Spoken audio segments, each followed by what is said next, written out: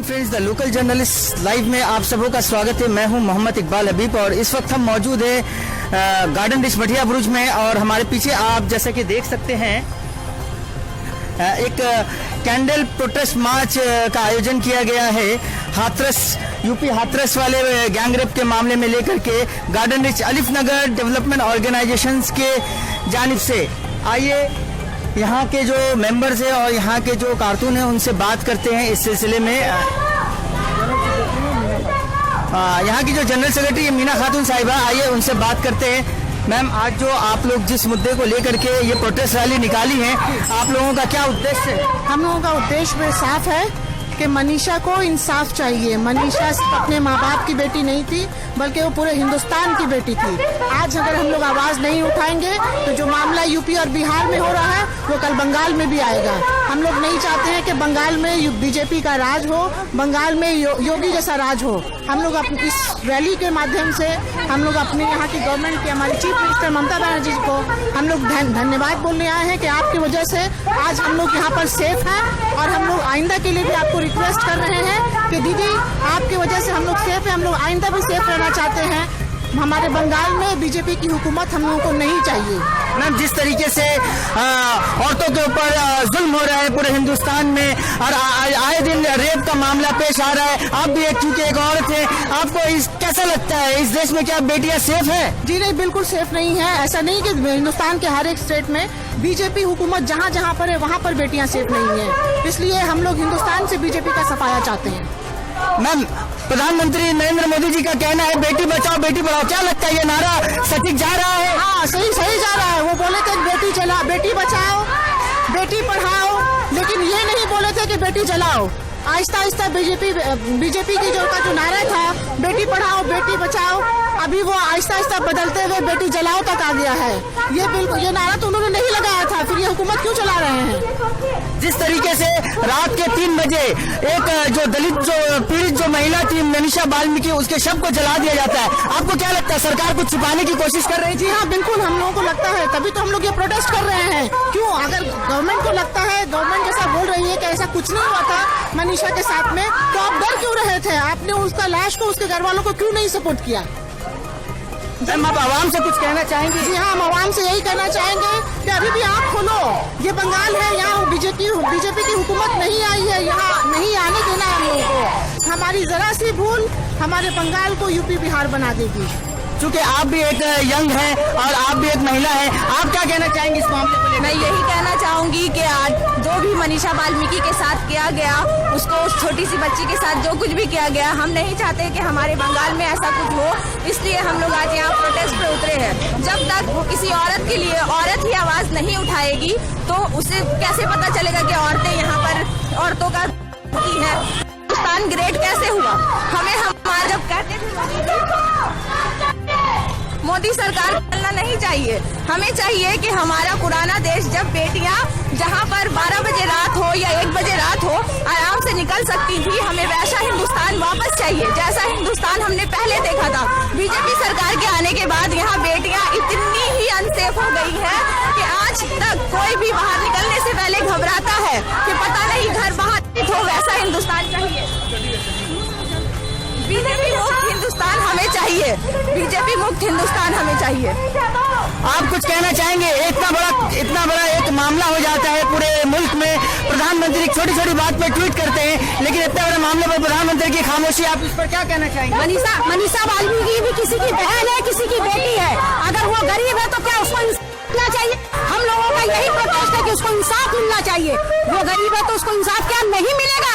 हम लोगों का सवाल मोदी जी और योगी जी से यही है, कहाँ गई वो बेटी बचाओ और बेटी पढ़ाओ? यहाँ बेटी को जलाया जा रहा है और हम लोगों को इंसाफ चाहिए। इस वक्त हम और भी यहाँ पर जो मेंबर्स हैं उनसे भी बात करने की कोशिश करेंगे। मैम,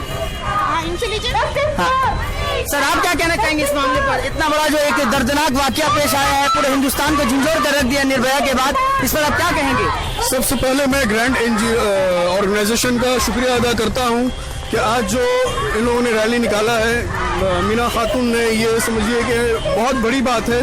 और सबसे पहले वुमेन्स रैली पहली बार यहाँ पे मेटा बुरुज में हुआ है और दूसरी बात मैं ये कहना चाहूँगा कि ये जो हो रहा है यूपी में आए दिन हर हफ्ते आए दिन इस तरह से जो हो रहा है ये बहुत ही गलत है। ये नहीं होना चाहिए। हमें मनीषा का इंसाफ चाहिए, ऑन द स्पॉट चाहिए। सर आप इस मामले पर क्या कहना चाहेंगे सर? जिस तरीके से हिंदी रीति रिवाज के अनुसार एक लड़कियां का जिस तरीके से अंतिम संस्कार होता है, हल्दी लगाई जाती है, पीड़ित की मां कह रही थी वो भी करने को नहीं दिया गया, इस पर आप क्या कहेंगे? भाई आप तो उनकी मौत की बात कर रहे हैं। सबसे पहले तो उस लड़की की उस तकलीफ का सोचिए जिस तकलीफ से वो गुजरी। जबान काट दी गई, गर्दन की हड्डी तोड़ दी गई। ऐसी तकलीफ का सिचुएशन अगर हमें थोड़ी सी चोट लगती है तो हमारी तकलीफ का अंदाजा नहीं होता।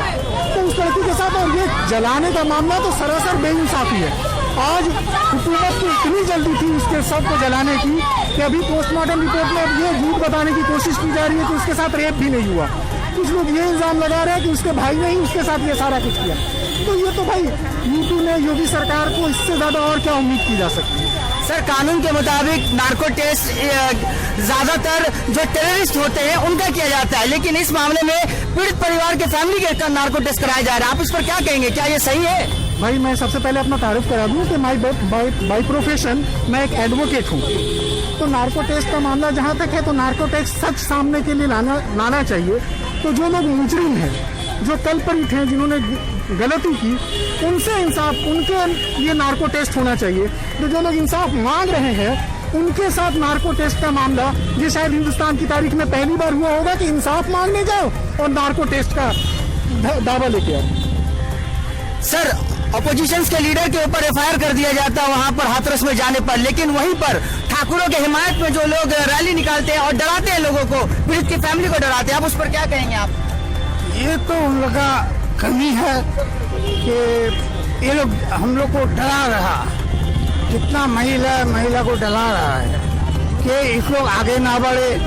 हाँ, जिस तरह उत्तर प्रदेश में जिस तरह अत्याचार हो रहा, जिस तरह मैंने क्या बोले अत्याचार हो रहा, आपका महिला को ऊपर अत्याचार हो रहा है, जैसा आग लगा दिया जा रहा है घर में। तो क्या है, मोदी सरकार बोल रहा है एक तरफ से बेटी बचाओ और एक तरफ से बेटी लोग को मारा जा रहा है। ये तो गलत बात है, गलत इंसाफ है। हम लोग पश्चिम बंगाल में बीजेपी को नहीं मानते हैं। मैम आप देश के प्रधानमंत्री नरेंद्र मोदी जी से कुछ अपील करना चाहेंगे महिला होने के? जी हाँ, मैं देश के प्रधानमंत्री जनाब नरेंद्र मोदी साहब को रिक्वेस्ट करूंगी कि अगर किसी ने आपको वोट दिया है, आपको अपना हिंदुस्तान का रक्षक माना है, तो आप रक्षक बनिए, भक्षक मत बनिए। आप हम लोगों को इंसाफ दीजिए, हमारी बेटियों को, हिंदुस्तान की जो बेटियां हैं इनको सुरक्षित रहने का हक दीजिए। ये हमारा हक है कि हम रात के 11 बजे निकले, कि 12 बजे निकले, कि 2 बजे निकले। हमारी कहीं पर मजबूरी होती है, कहीं कुछ लोगों की शौक होती है। हम लोगों को अपने राइट के हिसाब से जिंदगी जीने का हक दीजिए। मैम क्या लगता है उत्तर प्रदेश और पश्चिम बंगाल में लड़कियां कहाँ ज्यादा सेफ है, उत्तर प्रदेश में या बंगाल में? बंगाल में। क्या आज भी यहाँ खासतौर पर मटिया बुरुज को जिस तरीके से निशाना किया जाता है कि ये एक बहुत ही मतलब नेगेटिव जोन है, यहाँ पर क्या लड़कियां रात 12-1 बजे आराम से सुरक्षित निकल पाती हैं? बेफिक्र निकलते हैं हम लोग, आराम से निकल पाती है लड़कियाँ, बेझिझक, कोई प्रॉब्लम नहीं होता है। यहाँ पर पुलिस लोग बहुत सपोर्ट करते हैं, हमारे यहाँ के बंगाल की पुलिस पूरी सपोर्ट करते हैं। यहाँ के मुख्यमंत्री ममता बनर्जी का शासन कैसा लग रहा है यहाँ पर? बहुत अच्छा शासन। 25 साल जाना होगा और 25 साल का डिमांड करते हैं हम लोग। हमें ममता बनर्जी जो खुद एक वुमेन सीएम है हमारे बंगाल में, हम लोगों को बंगाल की सेम नहीं चाहिए। जी बहुत बहुत शुक्रिया मैम हमारे साथ जुड़ने के लिए। तो नाज़रीन आप इस वक्त देख रहे थे द लोकल जर्नलिस्ट लाइव में। मैं मोहम्मद इकबाल हबीब गार्डन रिच कमाल टाकी मोड़ से। यहाँ पर आप देख सकते हैं कैंडल मार्च का आयोजन किया गया है garden rich grand supported by Meena खातून द्वारा। आइए हम आप लोगों को अब यहीं पर प्रोग्राम खत्म करते हैं। आप द लोकल जर्नलिस्ट की वीडियोस को देखने के लिए यूट्यूब पर सब्सक्राइब करें, फेसबुक पर लाइक करें और ट्विटर पर फॉलो करें। जी बहुत बहुत शुक्रिया। मैं मोहम्मद इकबाल हबीब।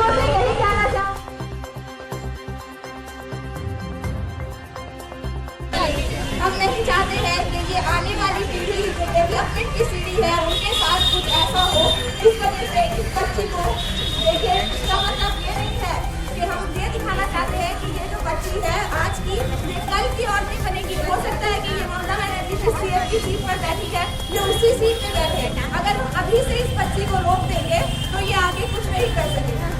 यही बताना चाहते हैं बीजेपी सरकार को कि हमें रुकने नहीं बोला जाए, हमें बढ़ने दिया जाए। बीजेपी सरकार से हमारी गुजारिश है कि औरतों को फुल प्रोटेक्शन दिया जाए। जिस तरह का लॉ बीजेपी सरकार लाती है हमारे यहाँ पर, हमेशा औरतों के लिए कुछ ना कुछ, औरतों के लिए कुछ ना कुछ, उतनी ही औरतें यहाँ अनसेफ होती जा रही है, औरतें यहाँ अनसेफ होती जा रही है। तो हम ऐसी सरकार नहीं चाहते हैं, हमें औरतों की प्रोटेक्शन चाहिए ताकि ये बच्ची आगे चलकर कुछ न कुछ बड़ा कर सके।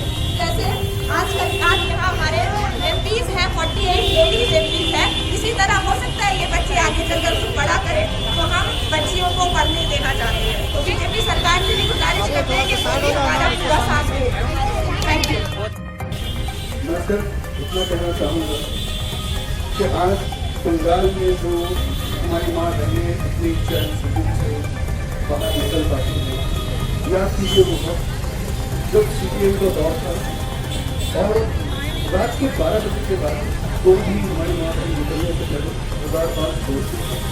लेकिन आज दीदी के राज में आप सभी सुबह के 4 बजे बाहर निकले और देखें कि हमारी माँ बहनें कितने आराम से बेफिक्री से वो मॉर्निंग वॉक करती है, 61 नंबर पार्क में जाती हैं, वहाँ पे जाके वो अपने घर पर एक्सरसाइज करती हैं और रोड से मॉर्निंग वॉक करती हैं। इससे क्या साबित होता है कि हम बंगाल में जो शांति है, जो सुकून है, जिस तरह से हमारे यहाँ की माँ बहनें सेफ है, हमें हमेशा यही चाहिए। हमें TMC चाहिए, बीजेपी नहीं चाहिए। इस सरकार का कहना था कि ये सरकार आई है सिर्फ विकास के लिए, ये विकास के लिए नहीं है, ये देश की बर्बादी के लिए है। और तो ये हमारे प्राइम मिनिस्टर साहब कहते हैं कि ये आज में झोला नहीं, ये बारी झोला लेके जरूर आए, लेकिन अपने झोले को भरने के लिए आए। भाई मैं तो कहता हूँ इनका झोला छीनो और इन्हें चलता करो। बीजेपी सरकार नहीं चाहिए, इस सरकार में जस्टिस नहीं है, और जो है वो देखे अपने पार्टी वालों की। ये सरकार बिल्कुल नहीं चाहिए, इसलिए कहते हैं बीजेपी हटाओ, बेटी बचाओ। इनका क्या नाम था कि बेटी पढ़ाओ, बेटी बचाओ। लेकिन हमारा ये कहना है कि ये बीजेपी सरकार बेहतर ये है कि ये अपने स्लोगन को चेंज कर दे और वो ये नारा अपना बना ले कि बेटी पढ़ाओ, बेटी जलाओ। क्योंकि बीजेपी सरकार में सिर्फ और सिर्फ बेटियां बेआबरू करके जलाई जा रही हैं, बचाई नहीं जा रही हैं, और जो आवाज उठाती हैं उनकी भी आवाज को दबा दिया जाता है, उन्हें भी बेआबरू कर दिया जाता है। अपनी बात को कहते हुए मैं करता हूँ